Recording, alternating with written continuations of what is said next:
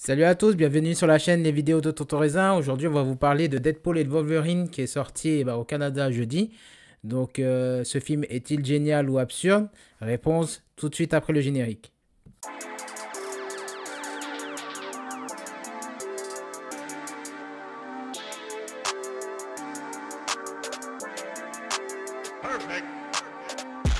Avant de vous dire ma réponse, je vais commencer par l'histoire du film. Donc, c'est une partie no spoiler. Et puis après, plus tard, il va y avoir une partie spoiler plus des références des comics. Donc, tout d'abord, en fait, on a le TVA, le Tribunal des variations anachroniques. Donc, le TVA que vous avez pu voir dans Loki. C'est un organisme bureaucratique qui, en fait, détermine les anomalies du multivers. Donc là, ce qui se passe, il y a une anomalie dans l'univers de Deadpool. Et en fait, le TVA cherche Deadpool. Comme l'univers de Deadpool a un problème, le TVA a besoin de lui. Deadpool, quant à lui, cherche Wolverine pour qu'il puisse l'aider à sauver son univers et sauver ses amis qu'il aime tant. Avec l'aide de Wolverine, il parcourt l'univers avec d'autres alliés qu'il rencontre en cours de route. Mais ça, c'est les alliés. Les alliés, je vais vous dire dans la partie spoiler. Mais en fait, ils se retrouvent ensemble pour combattre Cassandra Nova, la sœur jumelle du professeur Xavier. Pour vous dire un petit peu la vérité, je suis pas un trop fan de Deadpool. Les films, le premier j'avais bien aimé, le deuxième c'était un peu moyen. Et puis les comics, je suis pas un fan des comics. Je préfère plus Deathstroke qui est de l'univers DC. Honnêtement, j'ai passé un bon moment dans ce film. C'est vrai que j'ai entendu des remarques sur ce film, comme quoi les effets spéciaux n'étaient pas top, etc. Mais on va détailler ensemble. Mais honnêtement, si vous posez votre tête, si vous connaissez l'univers de Deadpool, ce film est bon. Je dois féliciter tout d'abord le directeur des cascades, parce que les cascades et les scènes d'action étaient top. Aussi, la première scène d'action où on voit Deadpool qui est en train de danser sur du NSYNC. Déjà, la chorégraphie est bonne et c'est marrant. Et puis, mais la séquence avec la caméra est folle. Franchement, j'avais pas vu ça beaucoup de fois dans les films d'action. J'espère que dans les autres films de super-héros, dans les autres films d'action, ils vont reproduire ça parce que c'était vraiment pas mal. Les cascadeurs étaient bons. Ryan Reynolds, ça se voit que c'est le rôle de sa vie. Il est dans son élément. Il attaque Marvel, il attaque DC, il attaque la Fox, il attaque ses collègues. Il s'en donne à cœur joie, tout le monde y passe. Il y a tellement de références dans ce film par rapport aux comics que comme je vous ai dit en début de vidéo, je vais vous mettre là une partie référence spoiler. Comme ça, il y aura des références avec le comic que vous allez voir sur l'écran. On va parler de son compère, Hugh Jackman, Wolverine. Il n'est pas venu faire la figuration et ça se voit. Il n'a pas un rôle secondaire. Au début, moi, je pensais qu'il allait avoir un petit rôle secondaire. Mais non, franchement, il est au même niveau que Ryan Reynolds. En plus, ils sont amis. L'alchimie entre eux, elle fonctionne super bien. Le côté négatif du film, c'est le scénario. Le scénario est faible. Cassandra Nova, la sœur, comme je vous ai dit, de Professeur X, qui est jouée par Emma Corrin, que vous avez pu voir dans The Crown. Déjà, suivez cette série parce qu'elle est vraiment bonne. On ne connaît pas ses motivations, en fait. On sait pas ce qu'elle veut. C'est bizarre, ses motivations. Bah, après, s'il y a quelqu'un dans les commentaires qui peut me dire c'est quoi ses motivations, ça serait bien. Et puis, j'ai pas trouvé que c'était un ennemi qui faisait peur. C'était pas un ennemi comme à la Thanos ou de chez Marvel. C'est peut-être ça chez Marvel. Le point faible, les héros sont bons, mais les méchants, en fait, ils n'ont pas la même aura que les héros. Tandis que si vous regardez chez DC Comics, les méchants ont la même valeur que les héros. Regardez le Joker, ou même regardez les méchants dans la galerie de Batman, le Pingouin, Two-Face. Ça s'équivaut en fait avec le héros. Elle joue bien, Emma Corrin, il n'y a pas de problème.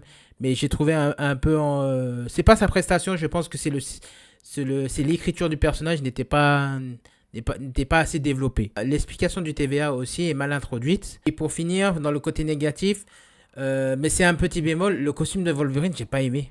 Le costume de Deadpool, il n'y avait rien à dire, mais le costume de Wolverine, j'ai trouvé ça moyen. Après, je sais que il y en a beaucoup qui ont aimé ce côté Wolverine en jaune et bleu.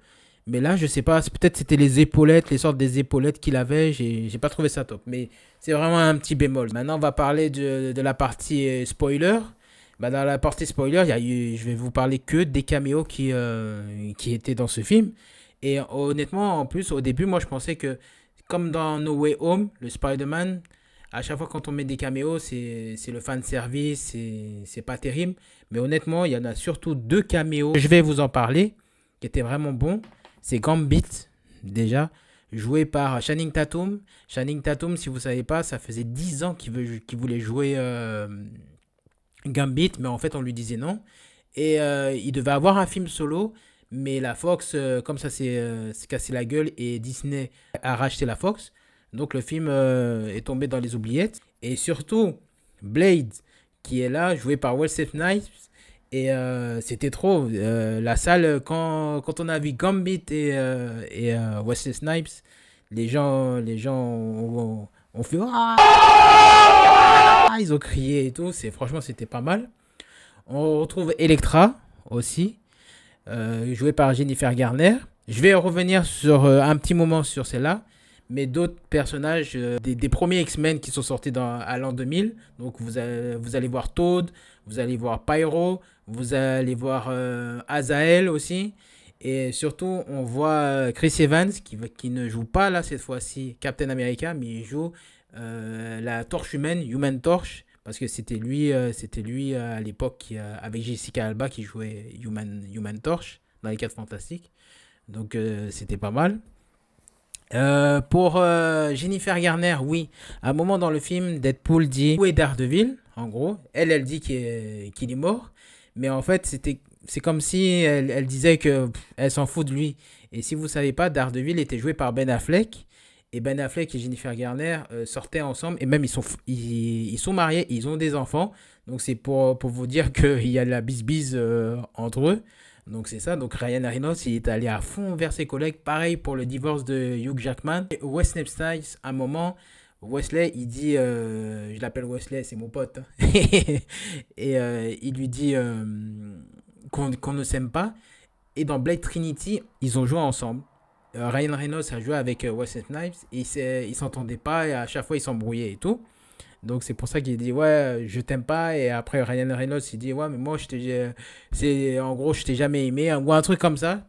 Et pareil Wesley Snipes il dit ouais je suis le seul et unique Blade.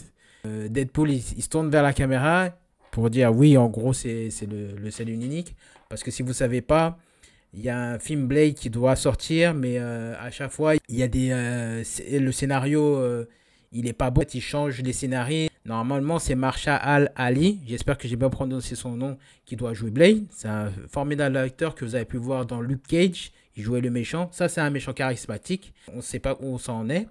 Il parle aussi du Punisher. Paul lui demande mais lequel est décédé, parce qu'il y en a eu tellement de personnages de Punisher. Aussi une référence avec Wolverine. Plusieurs références avec Wolverine. Vous allez voir un Wolverine petit, parce que d'habitude, Wolverine est petit dans les comics et non grand. Et je me rappelle, ça avait fait polémique au début des années 2000, parce que Hugh Jackman fait plus d'1m80. Et dans les comics, Wolverine fait 1m65. Il est vraiment petit. Donc là, vous allez voir un Wolverine petit, un Wolverine sauvage, un Wolverine berserker, ça s'appelle. Un Wolverine anatonishing. What? Je crois que je prononce bien, c'est à la fin quand il met son masque et quand vous voyez le costume jaune et bleu de Volvi. Il y a un moment où vous voyez aussi Wolverine qui est attaché sur une croix. Ça, c'est aussi tiré d'un comics, Uncanny X-Men. Quand il y a Pyro qui est avec ses collègues dans les dunes, on dirait c'est Furiosa ou Mad Max. Là, vous allez voir la voiture de Crâne Rouge. Et puis, vous allez voir le 4 des 4 Fantastiques. On voit aussi Hulk de dos par les griffes de Wolverine. Pareil, c'est tiré d'un comics que vous avez pu voir. Et Wolverine et Hulk se sont déjà battus. Ça, c'est principalement ça, les spoilers du film. Il y avait tellement de caméos. Et là, je me demande si on enlève tout ça, qu'est-ce qui reste du film? Bah, il reste les blagues. Parce que si vous allez voir un film Deadpool, c'est pour ça, c'est pour les blagues, c'est pour l'action, c'est pour la violence. D'ailleurs, en passant pour la violence, c'est la première fois que je vois un film Disney avec autant de sang, autant de bras arrachés, de côtes cassées, etc. Du sang, le langage fleuri de Deadpool. Donc c'était vraiment open bar, il s'est vraiment laissé aller. Donc on va dire merci à Disney, hein, parce que c'est rare que Disney puisse faire ça. Après, est-ce qu'il va avoir une suite? Peut-être, parce qu'à la fin du film, on voit X-23 et Wolverine ensemble dans l'univers de Deadpool. Donc le film est sympa, mais si vous voulez passer un bon moment, allez-y. N'amenez surtout pas vos enfants voir ce film. Parce que je me rappelle le film Logan, il y avait des gens qui avaient ramené leurs enfants et tu voyais des mains découpées et tout. Les gens sont fous. Et il est drôle, il y a de bonnes scènes d'action. Après, comme je vous ai dit, il y a des failles. C'est pour ça que ma note est de 6,5 sur 10. C'est quand même pas mal. Voilà, j'aime bien. J'aime bien. Donc, dites-moi ce que vous en avez pensé. Dites-moi dans les commentaires aussi, hein, si vous avez bien aimé, si vous n'avez pas aimé. Est-ce que c'est le meilleur film du MCU? Donc voilà, le film est déjà un grand succès parce qu'il fait déjà 400 millions de dollars au box-office. Juste, il est sorti jeudi et puis en fait mardi en avant-première aux États-Unis. Et puis là, il a déjà fait 400 millions. Donc c'est sûr que ça va être un succès. Peut-être ça va être le plus gros succès de cette année. Mettez un pouce. Faites des commentaires parce que c'est très important pour l'algorithme. Je sais que je vous saoule avec, mais c'est vraiment important pour moi pour que je puisse avoir des abonnés et que je puisse me développer. Donc c'était Nico pour les vidéos de Tonton Raisin. Allez, passez une bonne journée et puis on se voit la semaine prochaine. Allez, bye.